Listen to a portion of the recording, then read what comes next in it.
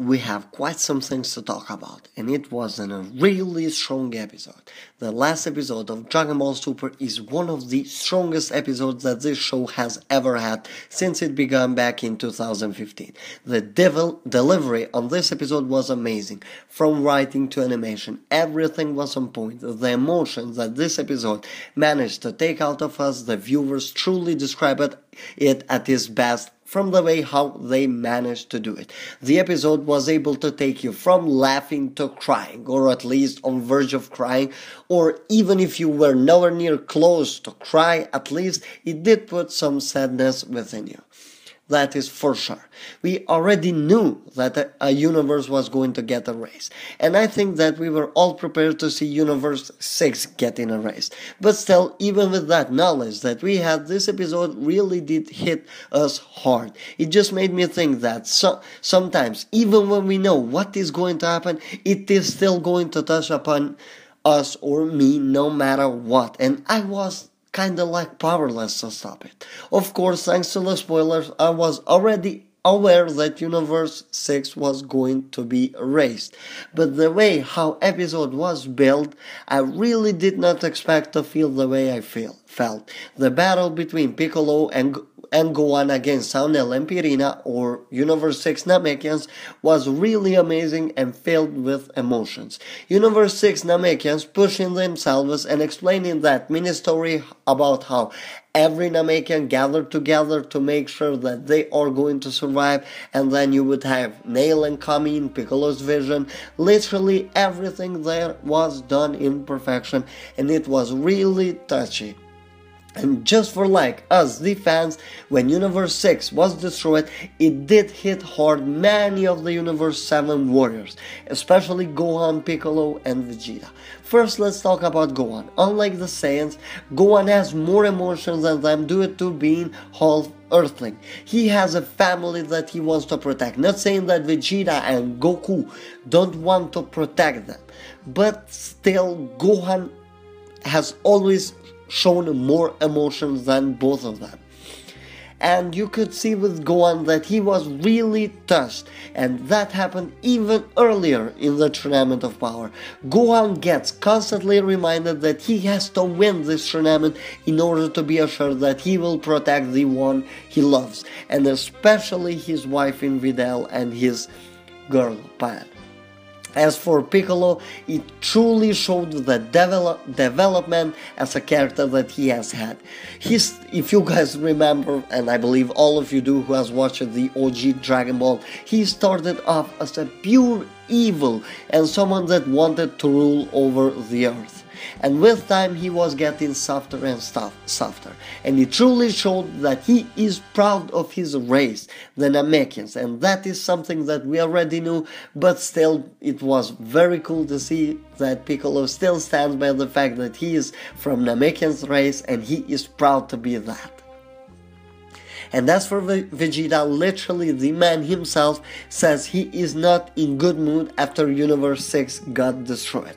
He experienced for the second time in his life his race being erased from existence. First it was Frieza who did that. I don't care if it was with Beerus' permission or whatever, still as Vegeta is concerned, it was Frieza who did that. And now in tournament, of course, somehow he felt the need of not letting that happen, and Universe 6 literally got destroyed.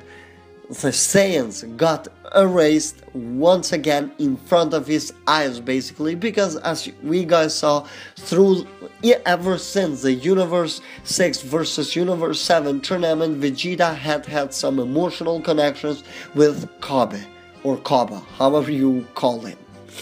Vegeta was developed as a character through that, and now he literally saw his student, basically his disciple, getting erased in front of his eyes, and he was powerless to stop him.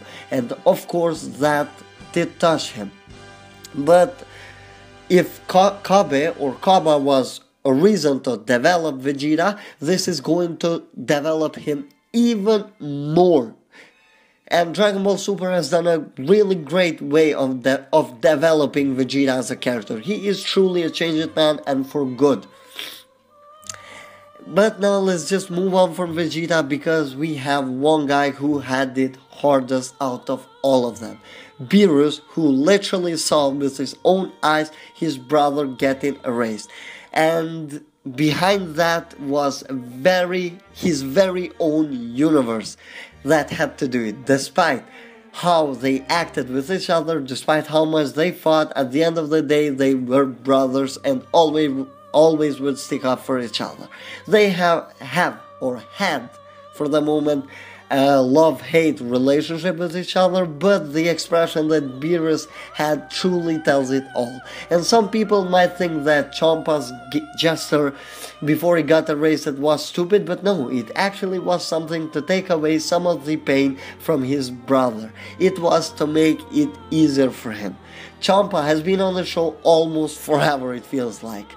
We have been introduced to him in the third arc, and he has been around ever since then. Out of every god of destruction, besides Beerus, we have seen Champa the most, and in my opinion, he was a great character.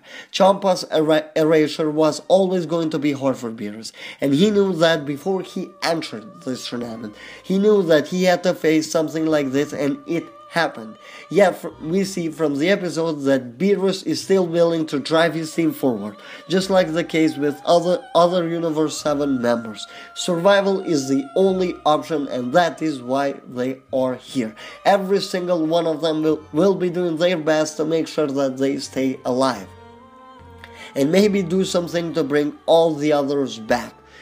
Guys, many of these warriors at first may have acted like, okay, I don't wanna come, blah blah blah, but still the stakes were risen, and all of these guys now feel that need to actually do their best.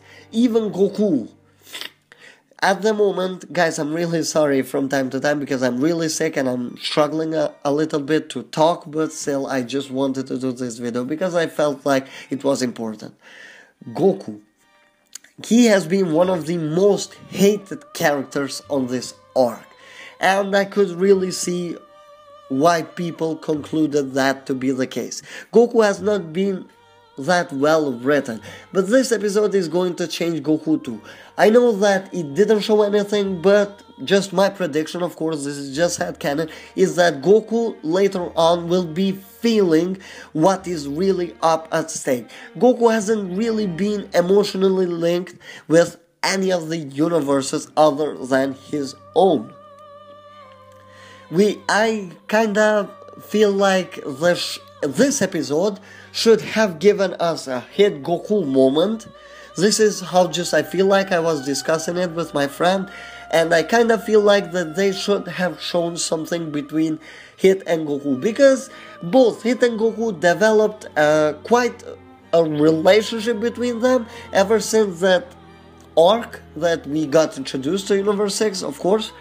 They have had their moments, as we saw that they fought, and then Hit let Monaka win the tournament because of Goku. Then Goku paid Vados to actually have Hit kill him in order for Goku to get yet another fight with Hit, basically. And then you have Goku saving Hit from this point, not saving but helping him. And then you would have Hit actually going into the fight versus Jiren in order to save Goku and Goku not to get knocked out. It was something like that. Even though it didn't show that, I am 100% sure that Hit jumped there because of Goku. Yes, he saw that Jiren had an opening, or at least he felt like it. But still, Goku was there, Goku was going to be taken out, and of course Hit jumped into the fight. So that is quite some things, and I really think that the show should have done that. They simply should have done that. This is just how I feel. And now let's just talk a little bit about Universe 2.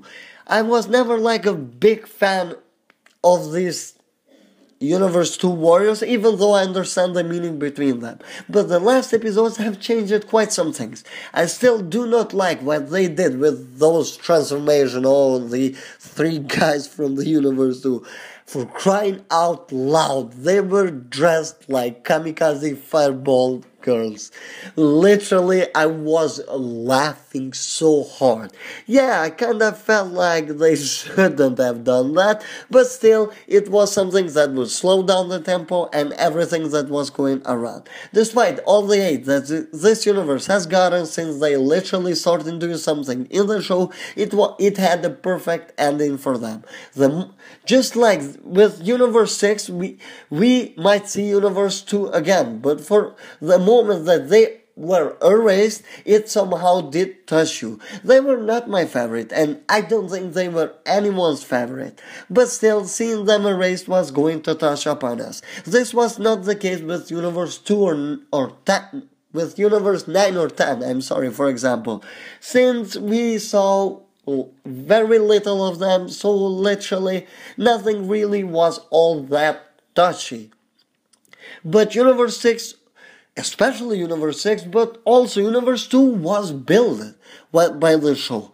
Yes, we got hate emotions towards them, but still the show managed to link us emotionally with them. Love or hate, it just doesn't matter. The show managed to do that, and that was the purpose of them doing it. So I really liked and enjoyed this episode. It was amazing. It was emotionally very touchy. So I don't think we are going to get such episodes for some time. Maybe we will, but my prediction is we won't. But this show is getting better and better, and I don't really know what to expect. And those are good signs. Anyway, guys, this was it for this video. I hope you enjoyed it, and if you did, leave a like, subscribe to the channel with notifications enabled, and have a great time.